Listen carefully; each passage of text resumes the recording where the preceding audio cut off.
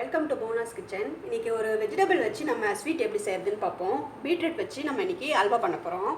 Beetroot அது தேவையான பொருட்கள்லாம் எடுத்து வச்சுருக்கேன். 2 பீட்ரூட், பெரிய பீட்ரூட் 2 முழு பீட்ரூட், அதை துருவி வச்சுருக்கேன். பால் ஒரு அரை டம்ளர், சர்க்கரை வந்து பீட்ரூட் துருவலில் ஒரு பாதி அளவுக்கு, இது 2 கப் இருந்துச்சுன்னா இது 1 கப்பு சர்க்கரை எடுத்துக்கலாம். நெய் ஒரு 4-5 ஸ்பூனு, 2 ஏலக்காய், அவ்வளோதான் இதுக்கு தேவையான பொருட்கள். இதை எப்படி நம்ம ஸ்வீட் பண்ணுறதுன்னு இப்போ நம்ம பார்க்கலாம். இப்போ இந்த பாலை இந்த பீட்ரூட்டில் ஊற்றி இதை நல்லா மைக்ரோ ஹையில் ஒரு 5 நிமிஷம் வேக வைக்கணும். அரை டம்ளர் பால் போதும் அதுக்கு.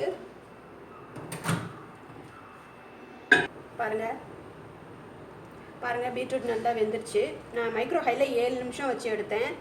உங்கள் மைக்ரோனில் எவ்வளோ நேரம் ஆகுதோ அதுக்கு தகுந்த மாதிரி வச்சு எடுத்துக்கோங்க. இது ஆறுனொட்டி மிக்சியில் போட்டு கரகரப்பாக அரைச்சிக்கணும். நைஸாக அரைக்க வேண்டியதில்லை, லேசாக அரைச்சா போதும். இதை நான் ஆறுனோடனே இப்போ நான் அரைச்சிக்க போகிறேன். ஃபேன் பாருங்கள், இது கரகரப்பாக அரைச்சிருக்கேன். இதை நம்ம மைக்ரோ பவுலில் சேர்த்துட்டு சர்க்கரை சேர்த்துட்டு நல்லா கரைச்சி விட்டுக்கணும். ஃபஸ்ட்டு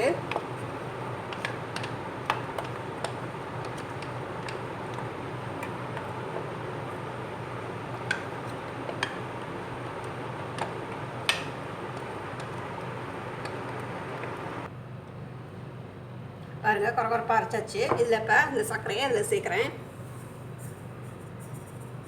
இந்த அளவு போதும், ஏன்னா பீட்ரூட்டே நல்லா ஸ்வீட்டாக இருக்குது, அதனால் சர்க்கரை ரொம்ப இதுக்கு தேவையில்லை.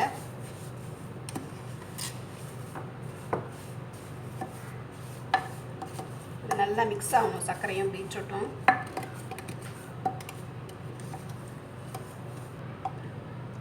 பாருங்கள் பீட்ரூட்டும் சர்க்கரையும் நல்லா ஒன்றா கலந்தாச்சு. சர்க்கரை நல்லா கரைஞ்சிடுச்சு. திரும்பி பாருங்கள் மறுபடியும் ஜூஸாக ஆயிடுச்சு.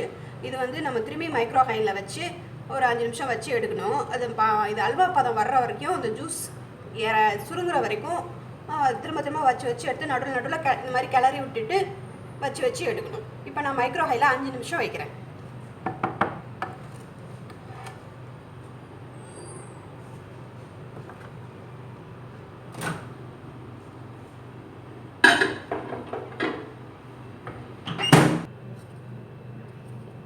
பாருங்கள் பீட்ரூட் அல்வா ரெடி ஆயிடுச்சு. முதல்ல கொஞ்சம் இப்படி தளராக தான் இருக்கும், அப்புறம் நேரம் ஆக ஆறணுன்னா கொஞ்சம் இறுகிடும். இதில் அயன் கண்டென்ட் ரொம்ப ஜாஸ்தியாக இருக்குது, அதனால் அனிமிக்காக இருக்கவங்க இது நிறைய தாராளமாக எடுத்துக்கலாம். பீட்ரூட் அல்வா இப்போ ரெடி ஆச்சு. இதை நான் இப்போ உங்களுக்கு கார்னிஷ் பண்ணி காட்டுறேன். பாருங்கள் இப்போ கொஞ்சம் கார்னிஷ் பண்ணி காட்டுறேன். மேலாக நெய் ஒரு 2-3 ஸ்பூன், நம்மளோட தேவையான அளவு தான், நிறையா போடணுன்னு அவசியம் இல்லை. ஏலக்காய், ஒரே ஒரு ஏலக்காய் பொடி பண்ணி வச்சுருக்கேன் நான். கார்னிஷிங்க்கு கேஷ்யூ நட்ஸ்.